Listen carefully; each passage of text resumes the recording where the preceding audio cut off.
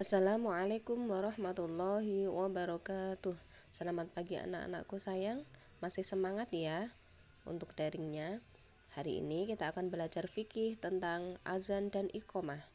Nah, perhatikan bacaan berikut. Bu ini akan membacanya, kalian memperhatikan ya. Azan merupakan panggilan untuk menunaikan sholat. Azan juga merupakan tanda bahwa waktu sholat sudah tiba. Adzan disunahkan dalam Islam.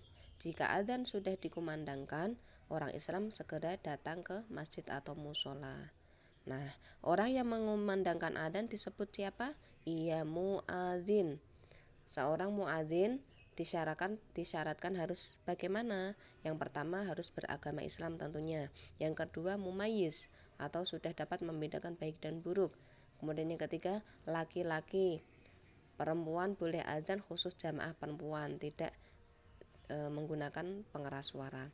Selain itu, muazin juga disunahkan untuk apa? Yang pertama, harus suci dari hadas dan najis. Kemudian yang kedua, berdiri menghadap kiblat. Ketiga, mengumandangkan azan dengan suara yang nyaring, lantang ya. Yang keempat, membaca sholawat dan doa setelah selesai azan. Nah, ini kalian lihat ada anak-anak yang sedang adzan, kemudian ada ya anak-anak yang main bola, dan yang ketiga serombongan orang yang mau masuk masjid. Nah, saat kita sedang bermain tiba-tiba terdengar suara adzan, kita harus segera menghentikan permainan. Orang yang sedang bekerja juga segera menghentikan pekerjaan. Saat kita sedang ngobrol atau bercakap-cakap di masjid dekat kita dikumandangkan azan, kita harus menghentikan pembicaraan. Orang yang mendengarkan azan disebut apa anak-anak? Mustami. Ya, bagi mustami jika mendengar azan segera menghentikan kegiatannya sampai azan selesai. Selain mendengarkan azan, mustami juga harus menjawab adzan, mendapatkan pahala ya apabila mau menjawabnya.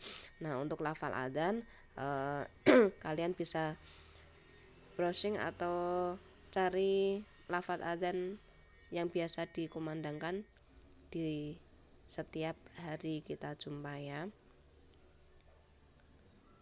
Nah, seperti yang kalian dengar setiap hari, nah itulah lafal adzan. Kalau misalkan belum tahu tulisannya bagaimana, nanti bisa lihat di bawah ini atau bisa tanya Mbah Google.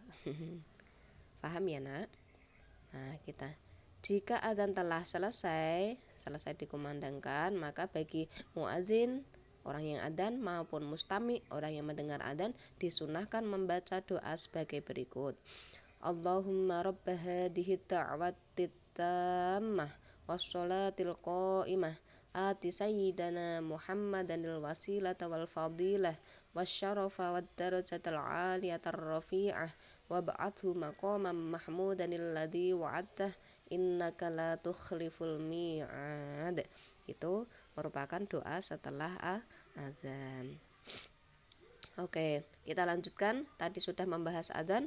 Nah, selanjutnya kita membahas tentang iqomah. Apa itu iqomah? Ya, iqomah adalah seruan bahwa sholat berjamaah akan segera dilaksanakan. Setelah iqomah dikumandangkan, jamaah segera berdiri, mengambil barisan dan meluruskan shofnya. Membaca iqomah hukumnya sunnah. Kemudian kita kembangkan wawasan kita. Ini ada di tengah. Kita baca. Adzan dan iqomah merupakan panggilan untuk melaksanakan perintah Allah, yaitu sholat. Sholat merupakan perintah menjalankan kebaikan. Ketika adzan dan iqomah dikumandangkan, kita mendengarkannya, menjawabnya, dan segera melaksanakan sholat berjamaah. Nah, tidak hanya adzan dan iqomah, tetapi semua seruan kebaikan kita harus mendengarkan dan memperhatikannya. Dan yang tidak kalah penting yaitu apa? Melaksanakannya. Misalkan dipanggil oleh kedua orang tua atau guru-guru kita, nah kita harus memperhatikan dan melaksanakan apa yang diperintahkan oleh orang tua dan bapak ibu guru. Oke, terima kasih anak-anak. Selanjutnya, ini ada rangkuman.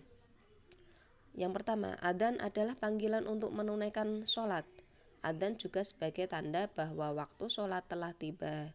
Yang kedua, iqomah adalah seruan bahwa sholat berjamaah segera dilaksanakan. Yang ketiga, orang yang mengumandangkan adzan disebut muazin. Orang yang mendengarkan adzan disebut mustami'. Kemudian yang keempat, orang yang mendengar adzan harus menghentikan kegiatannya sementara waktu. Yang kelima, muadzin dan mustami, yang adzan dan yang mendengarkannya, itu disunahkan berdoa setelah adzan selesai dikumandangkan. Nah, kemudian yang keenam, semua panggilan kebaikan harus didengarkan dan diperhatikan. Sebagai contohnya adalah panggilan atau perintah dari bapak, ibu guru, dan orang tua. Paham ya anak-anak? Nah, nanti untuk latihannya hanya yang poin 1 saja ini ya, yang jodohkan pernyataan pada lajur kiri dengan lajur kanan dengan memberi garis hubungan. Nanti dihubungkan dengan pensil, menggunakan pensil ya. Ditulis dulu kemudian ditarik garis. Hanya untuk poin 1 saja, yang room 2 tidak usah. Oke, terima kasih ya anak-anak. Silahkan dibaca kembali supaya lebih paham. Assalamualaikum warahmatullahi wabarakatuh. Salam semangat selalu.